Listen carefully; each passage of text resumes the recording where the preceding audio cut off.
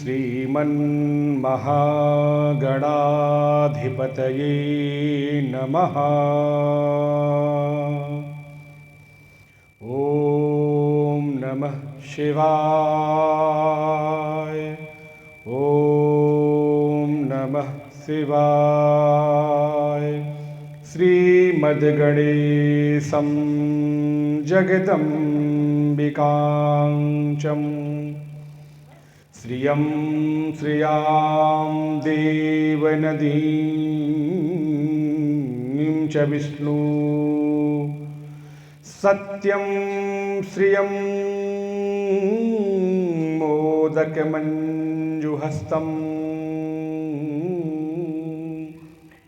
गोपालबालं हनुमन्तमीडे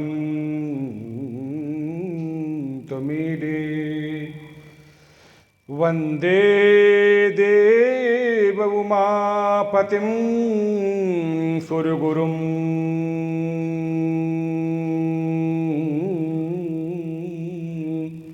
वन्दे जगत्कारणं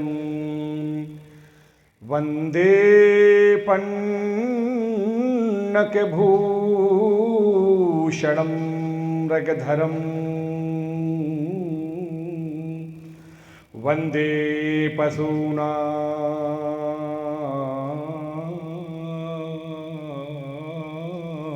पतिं वन्दे सूर्यशशाङ्कवन्दिनयनं वन्दे मुकुन्दप्रियम् वन्दे भक्तजनाश्रयं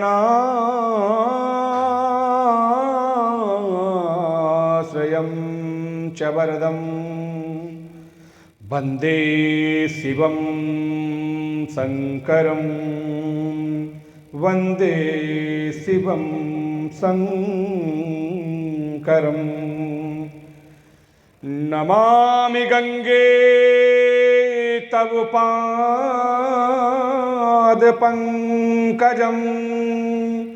सुरासुरैर्वन्दितदिव्यरूपं भुक्तिं च मुक्तिं च ददासि नित्यं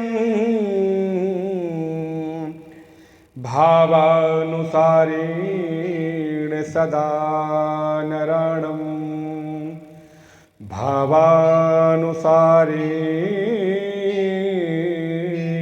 सदा नराणं।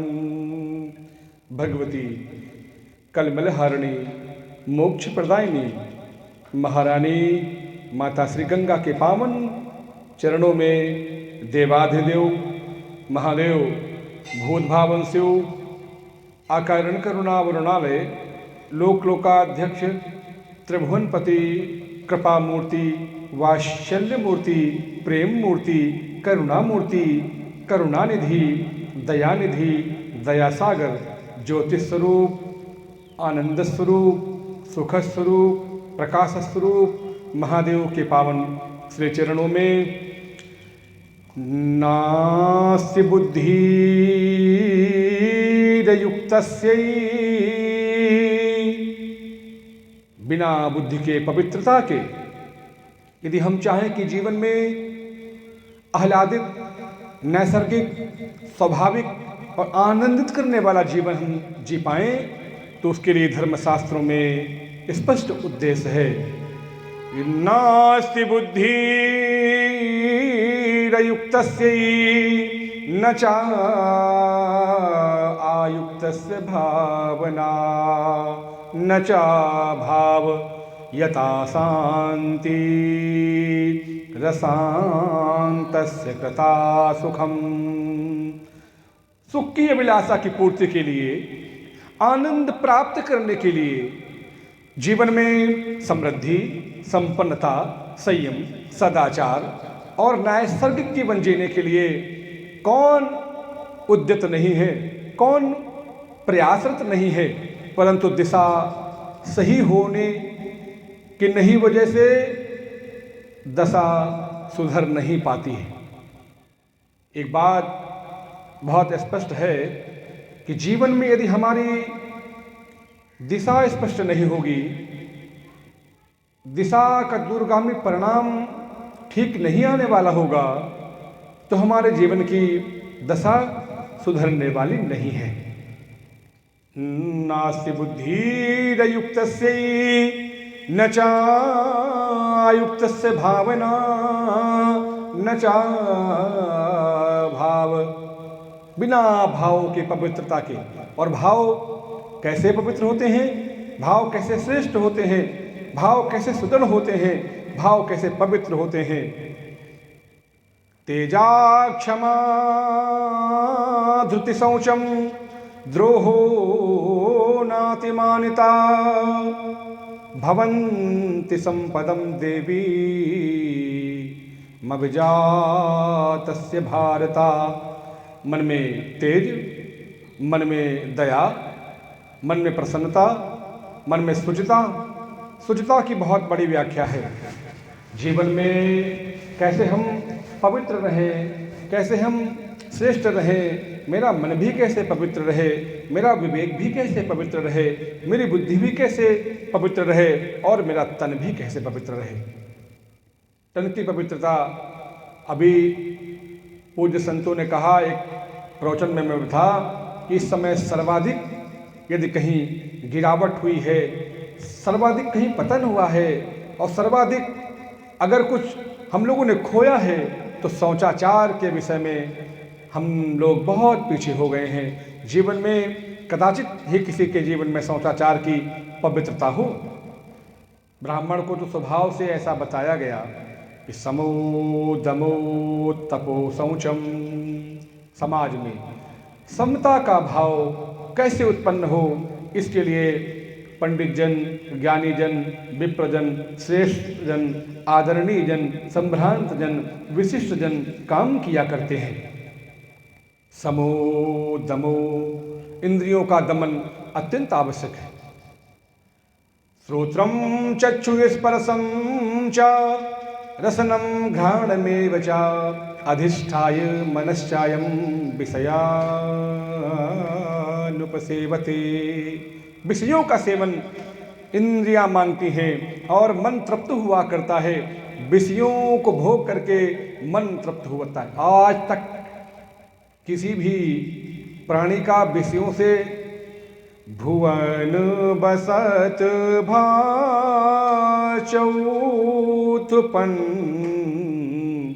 हो ही न विषय विराग। कभी भी किसी का विषयों से वैराग्य नहीं होता। ये कोई कि मैं विषयों के प्रति आकर्षित रहूं और कोई घटना ऐसी घट जाए जो मेरा विषयों के प्रति हम वैराग्य मेरे मन में उत्पन्न हो जाए। भुवन बसत भा चौथपन माने कि जब हमारा बचपना होता है, फिर हम बालक होते हैं शिशु से, और बालक से हम किशोर बनते हैं, किशोर से युवा बनते हैं, युवा से प्रौढ़ बनते हैं, प्रौढ़ से पुरुष बनते हैं, पुरुष से वृद्ध बनते हैं, वृद्ध से जरा बन जाते हैं। परंतु क्या इंद्रियों का विषयों से विराग हो जाता है? आवत देखहि विषय बयारी, तुरत ही देहि कपट उघारी। आवत देखहि विषय बयारी। विषय बयारी, विषय को ब्यार माने आंधी, माने तूफान, माने तेज हवा का झोंका कहा गया है। योऽयं योगोऽस्त्वया प्रोक्ता साम्येन मधुसूदना एतस्याहं न पश्यामि चंचलत्वा स्थितिं स्थिराम्। अरे वो गांडीवधारी अर्जुन भी कहता है, अरे प्रभु कृष्ण, मैं अगर आप आदेश करो तो मैं गांडीव के टनकार से, इसके प्रयोग से एक ऐसी बाणों की दीवार खड़ी कर सकता हूं जो कि आंधी के रुख को मोड़ सकती है, परंतु हे माधव, मेरे मन की स्थिति को मैं नियंत्रण नहीं कर पा रहा हूं। योऽयं योगोऽस्त्वया प्रोक्ता साम्येन मधुसूदना एतस्याहं न पश्यामि चंचलत्वा स्थितिं स्थिराम्। चंचलं हि मनः कृष्ण प्रमाथि बलवद्दृढम् तस्याहं निग्रहं मन्ये वायुरिव सुदुष्करम्। हालांकि तूफान के रुख को मोड़ना बड़ी बात है, परंतु माधव, अगर तुम मुझे आदेश कर दो तो मैं बवंडर के रुख को मोड़ सकता हूं, परंतु हे कृष्ण, मैं अपने मन को नियंत्रित नहीं कर पा रहा हूं। चंचलम ही मना कृष्ण प्रमाथि बलवद्दृढम् तस्याहं निग्रहं मन्ये वायुरिव सुदुष्करम्। तूफान को रोकने के समान मन को रोकना है। कदाचित पुरुषार्थ से मैं तूफान को मोड़ सकता हूं, परंतु हे कृष्ण, मैं मन को नियंत्रित नहीं कर पा रहा हूं। श्री भगवान ने कहा कि अब असंशयं महाबाहु मनो दुर्निग्रहं चलम् अभ्यास। एक शब्द आया अभ्यास। अभ्यास अभ्यास तो हमने बचपन में भी सुना था कि सिद्धार्थ नाम का बालक घर से परेशान होकर के, पढ़ाई में बहुत प्रेशर था उसके ऊपर, बहुत मानसिक उलझन थी उसको, उसने घर का त्याग कर दिया।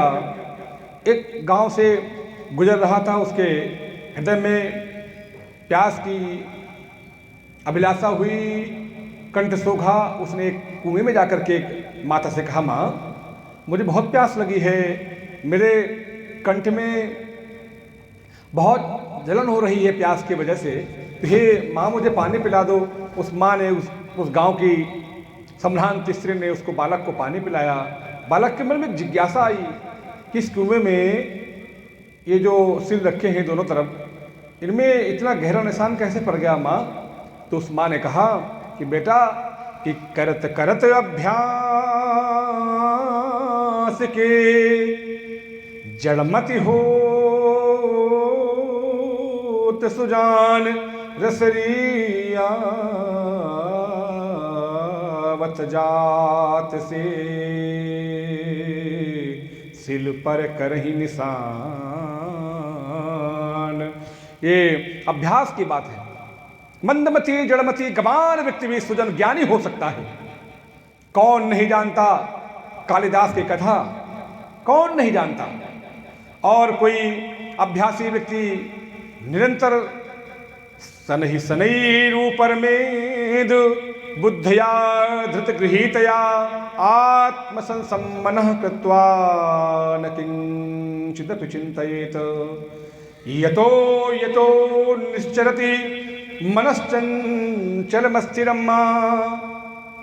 आहिस्ता आहिस्ता धीरे धीरे से वो, अगर हम चाहें कि हम पैदल चल के दिल्ली क्या पहुंच सकते हैं, 500 किलोमीटर है, अरे दिल्ली नहीं तुम अमेरिका पहुंच सकते हो। मगर अगर तुम हतोत्साहित हो गए, तुम भयभीत हो गए, तुम पलायनवादी हो गए, तुम डर गए, तुमको विहलता व्याकुलता ने घेर लिया, तो अमेरिका नहीं, तुम घर के बाहर भी नहीं निकल पाओगे। इसलिए करत करत अभ्यास के जड़मति होत सुजान रसरी आवत जात से सिल पर करहि निशान। वो सिद्धार्थ जो पलायनवादी हो गया था, जो मुँह चढ़ा के भागा जा रहा था, वो लौट आया कि जब ये पाषाण में गहरे निशान हो सकते हैं तो मैं तो मानव हूँ, मेरी बुद्धि में तो रक्त है, मांस है और कोशिकाएं हैं, मैं तो चलता फिरता जगता एक चैतन्य प्राणी हूँ। मैं क्यों नहीं बदल सकता, मेरे अंदर क्यों नहीं परिवर्तन लाया जा सकता संकल्प करके। तो संकल्पो प्रभवान कामास्त्यक्त्वा सर्वान सेखता मनसेवेन्द्रिय ग्रामम विनयम सामंतता। संकल्प की शक्ति मेरे भाइयों और बहनों, मैं आपको बताऊं कि यदि संकल्प में विकल्प नहीं है तो उसको पूर्ण होने से कोई नहीं रोक सकता है। यदि संकल्प में विकल्प नहीं है, और यदि संकल्प में विकल्प है, ऐसा नहीं तो ऐसा कर लेंगे, वैसा नहीं तो ये कर लेंगे, वो नहीं हुआ तो ऐसे कर लेंगे, वहाँ नहीं तो उनसे मिल लेंगे, तो फिर कभी संकल्प की पूर्ति होने वाली नहीं है।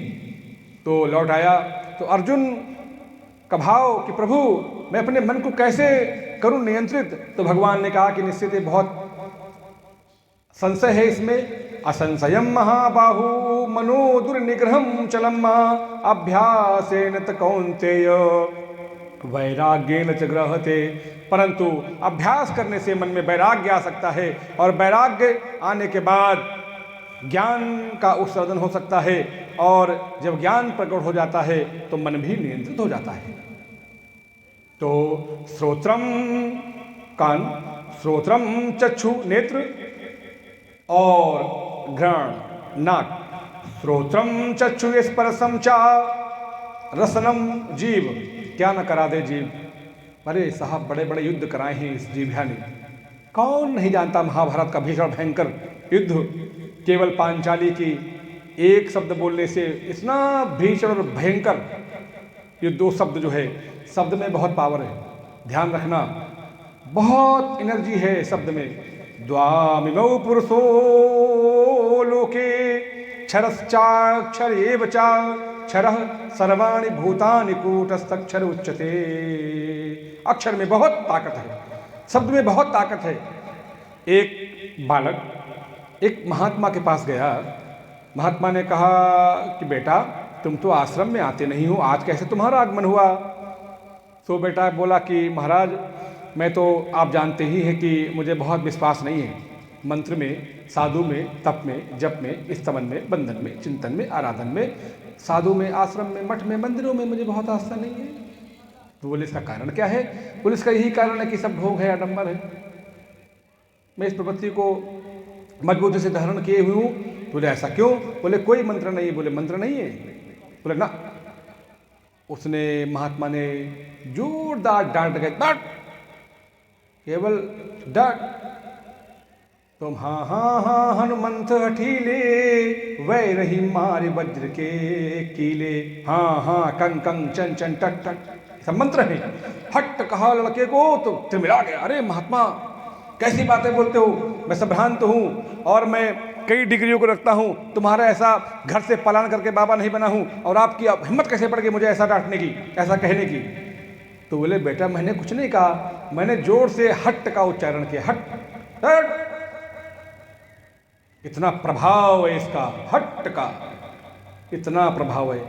एक बार भी किया है, अगर मैं इसको 108 बार जप दूं तो क्या प्रभाव होगा। शब्दों में बहुत पावर है, शब्द ही तो मंत्र हैं।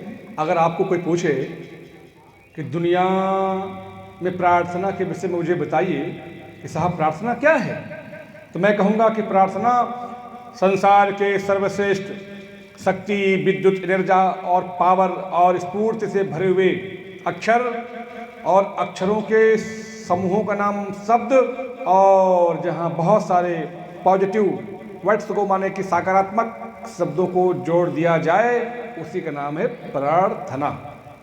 प्रार्थना दुनिया के एनर्जी से भरे, ऊर्जा से भरे जो अक्षर हैं उनके समूहों को नाम शब्द है, और बहुत सारे जहाँ पे सकारात्मक और एनर्जेटिव जो ताकत को, विद्युत को, पावर को, करंट को, तेज को, उष्मा को, ऊर्जा को प्रकट करते हों, उन अक्षरों के शब्दों के समूहों का नाम प्रार्थना है। तो बेटा मैं तो बस यही कह रहा था कि शब्द संसार में बहुत पावरफुल है, क्या ना करा दे। इसलिए आप अनावश्यक अपनी वाणी को निरर्थक, असत्य, अकारण मत लगाओ। मैं भी प्रयास करता हूँ, ये केवल उपदेश आपके लिए नहीं है कि मेरे भाइयों बहनों के लिए कोई महात्मा उपदेश कर रहा है। महात्मा को भी अपने जीवन में ये धारण करना है। और किसी चीज़ को जब बार बार बोला जाता है तो स्वतः जीवन में वो घटित होने लगता है, वो जीवन में उतरने लगता है। हम सभी लोग जब बहुत प्रवचन करते हैं तो वो प्रवचन कभी न कभी परमात्मा की कृपा से जीवन में वो घटित होने लगता है, माने कि बहुत परमात्मा की कृपा से वो जीवन में उतर आता है। ऐसा होता है। इसलिए शब्दों की बहुत महिमा है। हम अकारण, अनर्गल, असत्य कोई बात ऐसी ना बोले जिसमें हमारी अंदर की ताकत क्षीण हो, हम तेजहीन हो जाएं, हम थके हो जाएं, हम हारे से हो जाएं।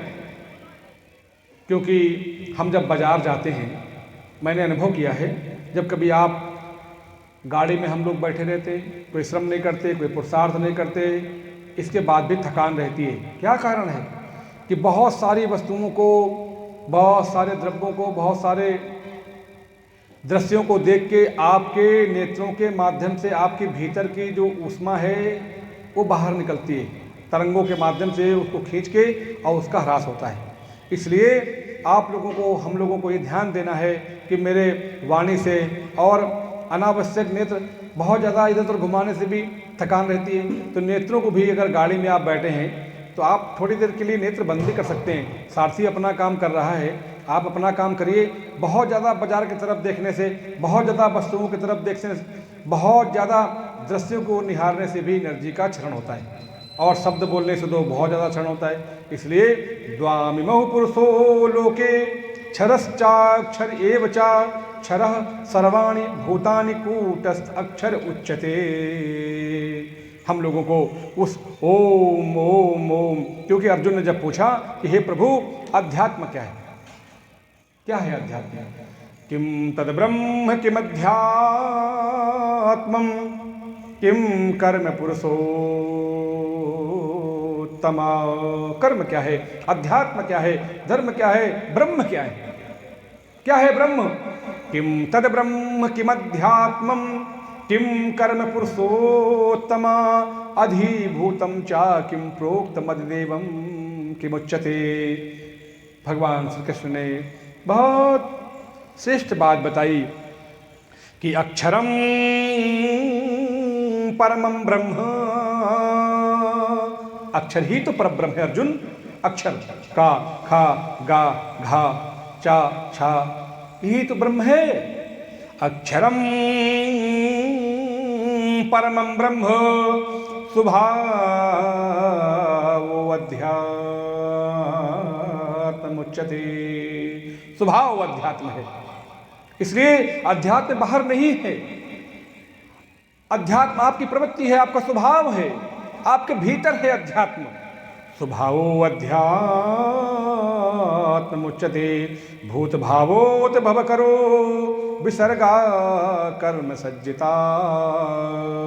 हे अर्जुन, अक्षर ही ब्रह्म है, स्वभाव ही अध्यात्म है, और जो श्रेष्ठ यज्ञ कर्म किए जाएं परोपकार की भावना से वही कर्म कर्म है, बाकी सब अकर्म है, विकर्म है, कुकर्म है, सकर्म है। इसलिए देहिनो अस्मिन् था देहे कौमारम यौवनम जरा तथा देहांतर प्राप्त धीर सत्र न मुरसी।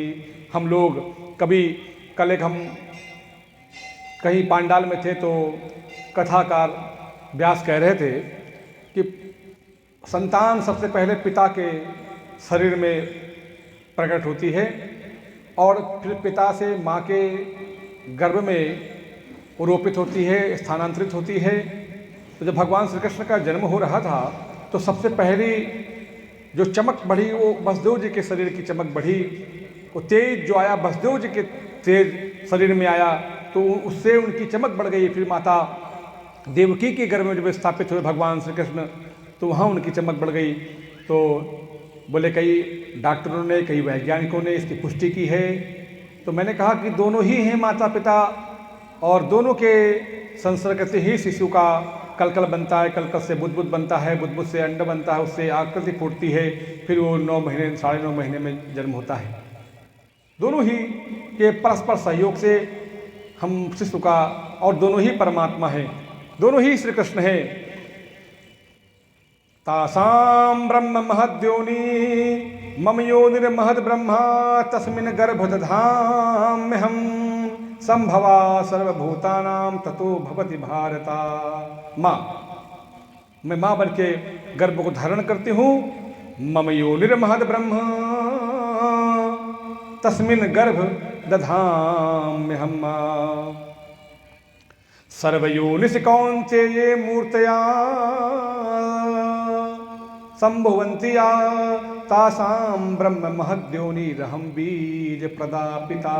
पिता माता उनमें भेद करना ठीक नहीं है, दोनों ही श्रेष्ठ हैं और दोनों के कृपा से संतान का जन्म होता है। और संतान तो पहले वो जब 9 महीने में उसका जन्म होता है तो वो बहुत छोटा शिशु से फिर वो बनता है बालक, बालक से वो किशोर, और कब मेरे मुंह में मुझे आ गई मुझे ही नहीं पता चला। मुझे लगता है कि आपको भी नहीं पता चला होगा। आप प्रौढ़ता ईवानी में कब प्रवेश कर गए आपको पता नहीं होता है, किसी को भी आज तक, कि वो शिशु से बालक कब बन गया, बालक से किशोर कब बन गया, किशोर से ईवानी में प्रवेश कब पा गया, और ईवानी से पुरुष कब बन गया, और पुरुष से वृद्धा अवस्था की ओर कब बढ़ गया, और वृद्धावस्था से जरावस्था कब आ गई, किसी भी भाई बहन को पता नहीं चलता। व्यक्त दीन भूतानि व्यक्त मध्यान भारता अव्यक्ता निधनान्येवो। कौन संसार में व्यक्ति है जो सदैव से यहाँ था, चाहे वो पीपल, बरगद, झील, झरने, नदी, सरोवर, आरण्य, घर, मकान, दुकान, खेत, खलिहान, घर में उपभोग करने वाली वस्तु, कोई द्रव्य जो सदैव से था आगे रहेगा, ऐसा है क्या? ना। कोई त्रेता में आया, कोई द्वापर में आया, कोई कलयुग में आया, कोई अभी आया, कोई आज ही आया, कोई 2 साल पहले आया, कोई 25 साल पहले आया, और आगे भी नहीं रहेगा। तो अव्यक्तादीन भूतानि व्यक्त मध्यानि भारता अव्यक्ता निधनान्येवो तत्र कः परिदेवना। कौन है ऐसा जो सदैव से था, है, आगे रहेगा? कोई भी नहीं। वो अगर कोई है तो सनातन बीज है, सनातन बीज वही परमात्मा है। और वो किसी काल में ऐसा कभी नहीं था कि जब नहीं है या आज नहीं है वो आगे नहीं रहेगा। सदैव से था, है और आगे भी वो रहेगा। बीजम्मा सर्वभूतानां विद्धि पार्थ सनातनम बुद्धिर्मतामस्मि तेजस्विनामहम्मा बलं बलवतां चाहं कामरागविवर्जिता धर्म विरुद्धो भूतेषु कामोऽस्मि भर्तर्कभा। वो सनातन बीज वही तो सनातन है जो आप पूर्व में था, आज भी है और आगे भी रहने वाला है। वो कभी उसमें, क्योंकि वो पूर्ण काम है, वो आत्म काम है। पूर्णमदः पूर्णमिदं पूर्णात् पूर्णमुदच्यते पूर्णस्य पूर्णमादाय पूर्णमेवावशिष्यते। पूर्ण पूर्ण पूर्ण पूर्ण। हम जब उससे मिलते हैं, जुड़ते हैं, हम उसका सानिध्य प्राप्त करते हैं तो हम भी उसका स्वरूप में प्राप्त हो जाते हैं, क्योंकि वो परमात्मा अपने स्वरूप में ही तो हमको मिला लेता है, अपने स्वरूप में ही मिला लेता है वो। और तेषाम् अहं समुद्धर्ता मृत्यु संसार सागरात् भवामि न चिरात् पार्थ मय्यावेशत चेतसाम्। मैं मेरे भक्त को अपने स्वरूप को प्रदान कर देता हूँ। इसलिए हम सभी को ये ध्यान रखना चाहिए कि संसार नहीं रहने वाला है, ये भोग नहीं रहने वाले हैं, ये विषय नहीं रहने वाले हैं। ये आश्रम बड़े बड़े अपनी बात कर रहे हैं, लोग सोचते हैं, बाबा लोग दूसरे को कहते हैं कि वैराग्य और ज्ञान। अक्सर मैंने सुना है लोगों से, अरे देखो पंडित जी को, पुजारी जी को, पुरोहित जी को, आचार्य जी को आख्यान, उपाख्यान, व्याख्यान, कथाकार, मीमांसाकार, टीकाकार, भाषाकार, उपदेशकर्ता, प्रवचनकर्ता, कथाकर्ता, सत्संगकर्ताओं को, अरे देखो ज्ञान वैराग्य की बातें बोलते हैं, लंबी लंबी गाड़ियों से घूम रहे हैं, खुद तो कहते हैं कि ये सब त्याग कर दो, त्याग करके मेरे आश्रम में दे जाओ अकेले। अरे भाई ऐसा नहीं है, ऐसा बिल्कुल नहीं है। ये केवल अगर त्याग के वस्तुओं का, द्रव्य का, घर का, मकान का, दुकान का, खेत का, खलिहान का, पत्नी का, बच्चों का, भगनी का, जामाता का, इष्ट मित्रों का, सगे संबंधियों का त्याग नहीं है। समझना होगा कि कौन से त्याग की बात करते हैं साधु जन, तत्वज्ञानी जन। केवल किसी भी कर्म के फल का त्याग, वस्तुओं का त्याग नहीं कि आप त्याग करके अपना घर हमको दे दो आके, आप अपने जमीन के कागज मुझे दे दो आके, आप अपना बैंक बैलेंस महात्माओं को दे दो, बिल्कुल मत दो, बिल्कुल मत दो। परंतु दूसरे किसी के त्याग की बात करते हैं, कर्म के फल की त्याग। अनासता कर्म फलम कार्य कर्म करोति या सा सन्यासी चा योगी चा ना निरागिर चक्रिया। कर्म को त्यागने वाला सन्यासी नहीं है, कर्म को त्यागने वाला त्यागी नहीं है, कर्म को त्यागने वाला साधु नहीं हो सकता है, कर्म के फल को त्यागने वाला उच्च कोटि का सन्यासी माना गया है। आप जहाँ हैं खूब पुरुषार्थ करिए, खूब श्रम कमाइए, खूब ऐश्वर्य कीर्ति कमाइए, धन बल कमाइए, बिल्कुल, परंतु उसमें जो आसक्ति है उसका त्याग करने की बात साधुजन करते हैं। ये कभी नहीं कहते कि आप धन का त्याग कर दीजिए, आप सुविधाओं का त्याग कर दीजिए, आप द्रव्य का त्याग कर दीजिए, आप पदार्थों का त्याग कर दीजिए, कभी साधु ऐसा नहीं कहते। उनके प्रति जो आसक्ति है अगर प्राप्त हो जाए तो ये परमात्मा की बड़ी कृपा है, अगर कदाचित नहीं प्राप्त हो तो परमात्मा की इच्छा मान के संतोष करना चाहिए, संतोष करना चाहिए। संतोष नहीं करेंगे तो गंगा में कूदना पड़ेगा, ट्रेन में कटना पड़ेगा, नस काट लेना पड़ेगा, जहर फाँक लेना पड़ेगा, फंदे में झूल जाना पड़ेगा। देखते हैं हम जिन व्यक्तियों के मन में असंतोष प्रकट होता है, जो निराशा जिनके हाथ लगती है, जो विहल और व्याकुल होते हैं, जो अवसाद में चले जाते हैं, जो भीषण चिंता में रहते हैं, वो ऐसे कुमार्गामी हो जाते हैं, कुमार्ग में चल करके अपने देह का त्याग कर देते हैं। इसलिए मेरे सम्मानित भाइयों और बहनों, कभी भी कोई भी साधु ये नहीं कहता कि आप कर्म का त्याग कर दीजिए, वो कहता खूब कर्म करिए, परंतु उसके प्रति जो आपकी जो आसक्ति है, जो भीषण उसके प्रति अनुराग है, जो ममता है, उसका त्याग करने के लिए बात। एक साधु एक खेत से पगडंडी से गुजर रहे थे, तो एक किसान परिवार उसमें निराई कर रहा था, गुड़ाई कर रहा था खेत में। उन्होंने प्रवचन शुरू किया, महाराज जी को रोका। उन सदग्रस्त परिवारों ने बोले, महाराज सत्संग तो बड़ा आनंद आता है सुनने में, परंतु कहाँ इतना समय है और कहाँ कितना माया मुझे घेरे है, माया पकड़े कि छोड़ने चाह करके भी हम नहीं छोड़ सकते, मन करते हैं फिर भी ये माया हमसे छूटती नहीं है, ये माया ने मुझे पकड़ लिया है, मुझे माया ने घेर लिया है। बात तो सही है कि आशा पास सतैर्बद्ध्वा काम क्रोध परायणा इहन्ति काम भोगार्थ मन्यायी नार्थ संचयन। अर्थ संचयन, धन के संग्रह के लिए, आशा रूपी बंधन में बंध कर के लिए, कामनाओं के भोग के लिए जीवन जीने वाले लोग। आशा पास सतैर्बद्ध्वा काम क्रोध परायणा इहन्ति काम भोगार्थ मन्यायी नार्थ संचयान। तो महात्मा जी बोले, बिल्कुल सही बात है, आप लोग माया में बंधे पड़े हो, माया ने आपको पकड़ लिया है, और माया बड़ी ठगनी। आगे गए, एक पेड़ से चिपक के चिल्लाने लगे, अरे मुझे बचाओ, मुझे बचाओ, मुझे बचाओ। किसान दौड़ के आए और कहने लगे, महाराज क्या हुआ? अरे बोले, पेड़ ने मुझे पकड़ लिया है, मेरी रक्षा करो, मुझे बचाओ, इस पेड़ ने मुझे।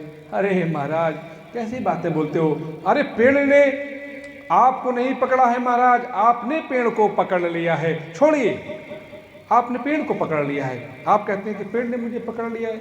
बोले, बिल्कुल यही मैं तुम्हें कहना चाहता हूँ कि तुमने माया को पकड़ लिया है। माया के पास समय नहीं है विष्णु की सेवा करने के अलावा जो दूसरा कोई काम करे, वो तुमने उसको पकड़ के चिल्ला रहे हो, करे महात्मा जी, गुरु जी, स्वामी जी, पंडित जी, कथाकार, आख्यान, उपाख्यान, व्याख्यानकार, मुझे बचाओ, मुझे माया ने घेर लिया है, मुझे माया ने पकड़ लिया है। माया किसी को नहीं पकड़ती है, माया किसी को, माया से अपने परमेश्वर को पकड़ती है, इसके अलावा किसी को नहीं पकड़ती है। इसलिए आप सभी सम्मानित जन, आज हम किसी विषय में बोलने के लिए शुभारंभ हुआ था और विषय कहाँ से कहाँ आ गया, एक विषय से कई विषय निकलते रहते हैं। सत्संग में मूल भावना यही है कि हम सुखी कैसे हों। सबसे पहला ये श्लोक आज जो बोला गया था वो था, नास्य बुद्धिरयुक्त से न चा आयुक्त से भावना न चा भाव्यता शांति शांत कृता सुखम। क्योंकि शांति के बगैर सुख जीवन में नहीं है। और अगर आपके पास बहुत अच्छा आश्रम है, बहुत अमात्य हैं, सेवक हैं, बहुत आपके शिष्य हैं, बड़ी बड़ी गाड़ियाँ आश्रम में हैं, और आश्रम में महात्मा के पास अगर शांति नहीं है, वही हाल आप गृहस्थ जीवन में आपके पास बहुत कुछ हो और मन में अगर शांति न हो तो वस्तुएं भी आपको सुखी नहीं कर सकती हैं। इसलिए सबसे प्रथम आवश्यकता है कि शांति आएगी भावों की पवित्रता से, और भाव पवित्र होंगे साधु के सत्संग के। इसलिए एक बार त्रेता जुग माही, एक बार की बात है कि भगवान शंकर भी सत्संग करने के लिए साधु के आश्रम में आए, और एक बार नहीं आए, अनेक बार आते थे, आते ही रहते थे। कभी संत उनके आश्रम में कैलाश में, और कभी महादेव किसी साधु फकीर फक्कड़ के आश्रम में जाके सत्यवार्ता करते थे। तो एक बार तेता जुग माही, शंभु गए कुंभज ऋषि पाही, कुंभज ऋषि के आश्रम में। और संग सती भगवती, अकेले नहीं, गृहस्थ का ये दायित्व है कि जब जाए तो परिवार के सहित जाए, उनको ले भी आए। अभी पता नहीं कैसे आश्रमों में घटनाएं घटने लगी कि बाबा ने ये काम कर दिया, बाबा ने वो काम कर दिया। अरे हमारी बहन बेटियों को आश्रम में क्यों छोड़ के आओ? छोड़ के मत आओ, साथ लेके जाओ, साथ लेके परिवार में चले आओ, क्योंकि धर्मशास्त्र ने कहा है कि ज्वान जोगी वैद्य रोगी और सूर पीठी घावरे, इनको देख मत पतियावरे। ज्वान हो, जोगी हो, और वैद्य हो, रोगी हो, और योद्धा हो, और पीठ में घाव लिए हो, नहीं, कुछ गड़बड़ है। इसलिए आप जरूर जाएं आश्रमों में, संतों के यहाँ, कथाकारों के यहाँ, प्रवचनकर्ताओं के यहाँ, गुरुओं के यहाँ, परंतु परिवार सहित जाइए, और जो भी समय हो 10-5 मिनट, आधा घंटा, 1 घंटा, 2 घंटे रुकिए और परिवार को साथ लेके आइए। कैसे लोग कर देते हैं कि इस महात्मा ने वो घटना कर दी, कैसे महिलाएं अकेले पहुंच गईं, कैसे रात्रि विश्राम किया, और कैसे कोई घटना घट जाती है, ये समझ से परे होती है। कैसे लोग हैं आप जो घर की स्त्री को, घर की मर्यादा को कहीं छोड़ के चले आते हैं? ऐसा कभी मत करें आप साथ जाएं और सम्मानपूर्वक सत्संग करके अपने घर वापस आएं। इसलिए हमारा कहने का सिर्फ यही उद्देश्य है कि भगवान नारायण, भगवान शिव भी सत्संग करने के लिए साधु के आश्रम में आते थे। क्यों? इसलिए कि तादुद्धि प्रणिपातेन परिप्रश्नेन सेवया। प्रश्न अभी तो बहुत सारे लोगों के जीवन में, मैंने परसों बताया था, गुरु हम करके आए हैं। गुरु हमने वृंदावन में गुरु कर लिया, हमने प्रयाग में गुरु कर लिया, और हमने महाकाल में गुरु बना लिया, हमने वहाँ, मगर गुरु से कभी भी संवाद स्थापित नहीं हुआ, कभी भी नहीं। मगर धर्मशास्त्र क्या कहता है? जो गुरु वही है जो शिष्य के संशय का हरण करे, जो शिष्य के चिंताओं को भंजित करे, जो शिष्य के अंदर उद्विग्नता, व्याकुलता, उसको समाप्त कर दे, वही तो गुरु का कर्तव्य है। इसलिए कहा कि कनफुंका गुरु हद का बेहद का गुरु, और कनफुंका गुरु हद का होता है, और बेहद का गुरु और कोई होता है, बेहद का गुरु और कोई। तो इसलिए वो गुरु नहीं है, वो सतगुरु है। तो सातहु सतगुरु सत्य लखाया, जहाँ का तत्व तहाँ ठहराया। इसलिए धर्मशास्त्र ने कहा कि तादुद्धि प्रणिपातेन परिप्रश्नेन सेवया उपदेक्षन्ते ते ज्ञानम ज्ञानिना तत्वदर्शिना। किसी तत्वदर्शी महात्मा के पास जाइए, जो तत्वदर्शी हो, जो आपको आपसे भेंट करवा दे, आपको आपसे मिलवा दे, वही तो कोई तत्वदर्शी महात्मा है। और अन्यथा आप यहाँ जाएं, हम वहाँ आएँ, और न आपको लाभ मिलने वाला है, न हमको लाभ मिलने वाला है। तो सत्संग की बहुत पौराणिक परंपरा है। भगवान राम ने भी तो यही उपदेश किया कि प्रथम भगति संतन कर संगा। पहली भक्ति संतों का संग है। और भगवत गीता श्रीमद् भागवत में जब हिरण्याकश्यप ने पूछा प्रहलाद को और बता तूने जीवन में क्या देखा, क्या समझा, और क्या है धर्म अध्यात्म और क्या है भक्ति। तो उन्होंने कहा कि पिताश्री, श्रवणम कीर्तनम विष्णु, श्रवण करना, कीर्तन करना, विष्णु के चरणों का ध्यान करना, उनके सेवन करना, उनका वंदन करना, कीर्तन गाना और साक्ष्य भाव रखना। श्रवणम कीर्तनम विष्णु स्मरणम पाद सेवनम अर्चनम वंदनम दास्य साख्यमात्म निवेदनम।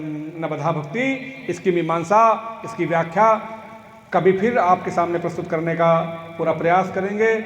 आज चूँकि समय की अपनी एक मर्यादा है, जो भी आज विषय छूटे हैं मैं पुनः प्रयास करके आपके समक्ष उस सत्य वार्ता को, सत्संग वार्ता को प्रस्तुत करने का प्रयास करूँगा।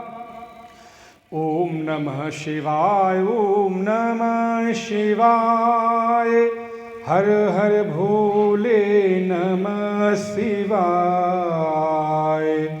ओम नमः शिवाय, ओम नमः शिवाय, हर हर भोले नमः शिवाय।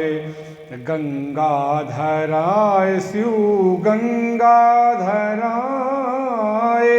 हर हर भोले नमः शिवाय। ओम नमः शिवाय, ओम नमः शिवाय, हर हर भोले नमः